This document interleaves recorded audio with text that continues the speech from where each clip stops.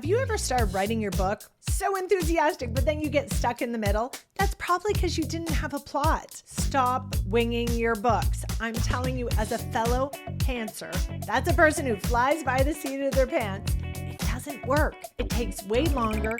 A lot of times you have to rewrite it from scratch. So your first draft is just a waste anyway. Why not be a bit more efficient? I'm going to help you write a 4-act plot structure. It's a really good idea to have a synopsis, even if you don't follow it perfectly, because it will give you more confidence. You'll actually finish the book. You'll be like, okay, I know what I need to do for Act 1. I know what I need to do for Act 2. The right plot can make your story come alive, and I'm going to show you exactly how to do it.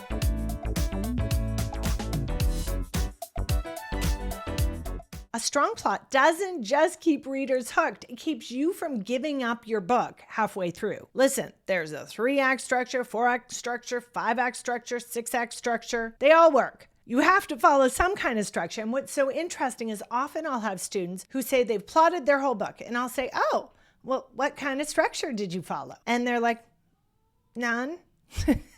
That's not a plot, because you just put a bunch of ideas in a row. That's not a plot. That's a recipe for disaster. At each phase of your book, there's certain things you want to have happen. And if you don't, you won't build and develop the characters in the way that you need to. So we're going to look at the 4-act plot structure, and we're going to see how it transforms your character development from good to unforgettable. We want to make the readers really connect to those characters. And a really strong plot can help them do that. It's not just about making crazy things happen. The writing in this book is going to be so much easier if you know all the characters. So if you haven't brainstormed your characters yet, it's really important that you do that before you plot. Think about, in that initial scene, who are the characters? What was their trauma from the past? What were their fears? What were their difficulties? What are their families like? What do they bring to the scene? All of that's really important so that you know how they're going to react and what they're going to do. I'm going to teach you a method that will take your scattered ideas, put them into a structure that will make it really hard for a reader to put down your book. And not just that, it'll make it really exciting for you to keep writing all the way to the end. You won't get stuck in the middle. Okay, let's dive in and make that happen. After we talk about Act 1, I'm going to get you to write a paragraph about Act 1. In Act 1, you lay the groundwork. You're going to set up their ordinary life, but in an interesting way. You're going to think about your pre-existing situation. You're going to get a save the cat moment. You're going to have your inciting incident and answering the call. You put them in an interesting scene to start off your book. What fascinating thing is your character doing before your big what if happens? No, they are not waking up. That's the sleepiest way to start a story, unless it's a scary or weird wake up. We want exciting, right? We want to pull the reader in. So how can you pull the reader in and set up their regular life? You put them in an interesting scene to start off your book to hook the reader in. We need an intriguing opening setting. Think about sense of sight, smell, sounds, tastes, weather, light, everything. In that first scene, you might want to show anyone who's really important to them. You might want to show a save the cat moment, which is basically something that shows their kindness so that we connect to them. We're like, oh yes, we're on their team. Save the cat is not literally saving the cat. That's very cliched. Basically, you're showing that the main character is kind, they have a good heart. Even if externally they might be mean or rough. Now we need to think about your inciting incident. This is the before and after. What if my sister was kidnapped? What if I grew wings? What if my entire family was in a big car accident? What if a kid got a magical power? This is your story idea, essentially. Whatever it is, it gives them a goal. What do they want after that point? After this, your character might have a hesitation moment, like, should I go on the quest? Should I not? Oh no, I got wings. I don't want these wings. But then they're going to pursue a new goal. What is that goal? You have to make that very clear in this paragraph. Now's your chance. I want you to write a paragraph about Act 1. Just pause me now and write that paragraph. Let's talk about Act 2. It's the rising action. This is a hopeful act, mostly. There's going to be some negative things that happen, but it looks like they might get their goal. Act 2 is really important for character development because now they're challenged in a whole new way. So we're going to see their flaws and their natural struggles and their reactions to things. They're not going to overcome their flaws yet, but we'll see their motivations, and this will help the reader connect to their struggles. Think about Katniss Everdeen in The Hunger Games. She's trying to gain allies. She's trying to figure out, how can I get sponsors? She's trying to figure out this new world of the capital and how to succeed when she gets into the Hunger Games. Harry Potter, he's in the new world of Hogwarts. It's scary. He doesn't know this world. He didn't even know he was magical until he got invited to Hogwarts. He's grappling with, what do? I don't even know how to do spells. Who are my allies? Who are the antagonists? He's got some flaws. He doesn't know magical spells. He's trying to succeed. One way to brainstorm this is by yes, no scenes. So basically you're jumping back and forth between, this was success, failure, success, failure. In every scene, your character is going after something, maybe information, maybe they're learning a new skill, gathering allies and meeting obstacles, maybe successfully overcoming the obstacle or not. The goal could be something as simple as meeting a friend. They go up to the wrong person, that person's awful, failure scene. They go up to a better person and the person says, sit down and let's talk. Success scene. Brainstorm all kinds of obstacles.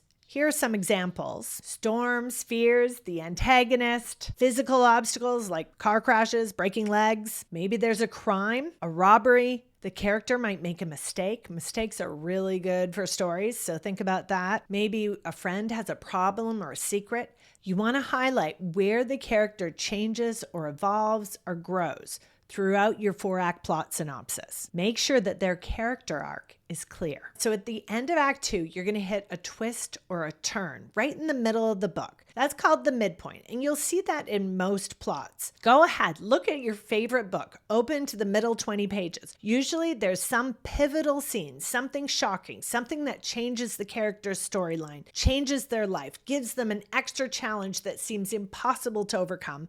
Or it changes the nature of friendships, changes the nature of the threat in the story. It just depends on your story. You might have a giant setting change. Maybe they have to move to a new neighborhood.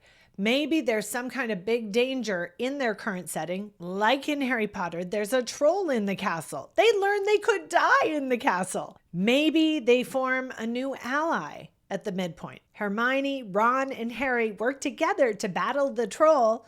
So then they become friends from that point on. Maybe everything is destroyed. Maybe something shocking is revealed. Maybe the world that they thought they were in is not real. Maybe they're caught in a matrix. The turn or midpoint in the Hunger Games is when she enters the arena. Okay, so now write a paragraph about Act 2.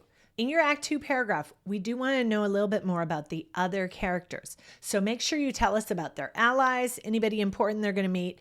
Don't list a million names, but just a couple key people and your antagonist. Think of all these challenges, their flaws. Finish it up with the turn or the twist at the midpoint. Pause me and write a paragraph about Act 2. Now let's look at Act 3. This is the failure act. Everything goes from bad to worse. Nothing works out. The twist or turn causes challenges to be much greater for your character. We're going to have some success moments in this, but basically they're hitting bigger obstacles, the stakes have grown, and it's harder for them to succeed. Everything goes from bad to worse. Nothing works out. Why isn't it okay for the character? Because they haven't overcome their big flaw or weakness. They make bad choices and bad plans. They mess up. They steal, they lie, they betray someone. In Act 3, in some ways, your character is growing, gaining lessons, but they still have that core flaw or failure or misbelief about themselves. Usually the misbelief is something about their worthiness, their ability to be loved, their basic core identity. They make some final big mistake and boom, they hit the next big moment in your book, the all is lost moment. This is the big dramatic moment where the main character thinks they've lost everything. Think of how they could suffer physically, emotionally, exaggerate. They have no money. They're thirsty. They're trapped. Make it wild. Make it crazy. We love the all is lost moment. Why do we love that? Because it connects to our own vulnerable all is lost moments. We've all had those terrible moments in life where it just feels like, oh gosh, nothing's ever going to succeed. It always gets better. Use your own tough moments in your stories. Draw upon that pain. And remember, we move past them. And then we go on to succeed. Pause me now. I want you to write all about Act 3, ending up with that all is lost moment. Let's talk about Act 4. Now they're going to have an epiphany. They're going to overcome their flaw, and now they're really ready for the climax. Sometimes we have books where it's a descent into horror and madness and everything's awful. I don't recommend that. Most of us like stories in which the character gets what they want or what they need. At this point, they're going to prepare for that final climax. Gather friends, gather supplies, learn the final bits of information that they need, and then off they go to conquer the dragon or to get their sister back or whatever they need. The stakes are high in the climax, and the resolution of the climax shows how much they've grown, what they've learned, what they've gained, and also what they lost. Even if they get what they want or need, there will be a loss or sacrifice. Someone is hurt. They've lost a friend. Maybe they didn't get everything they wanted, but they got what they needed. Maybe there's a twist or a surprise, a revelation. Decide on the mood for your ending.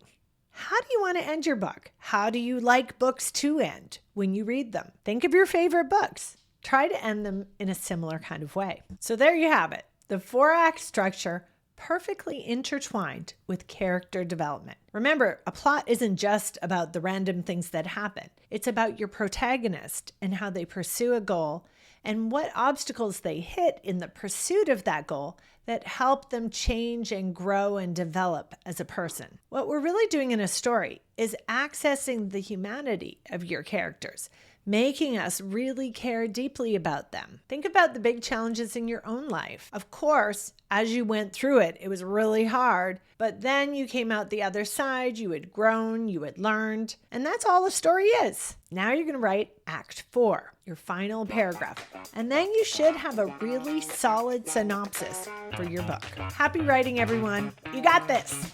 Bye-bye.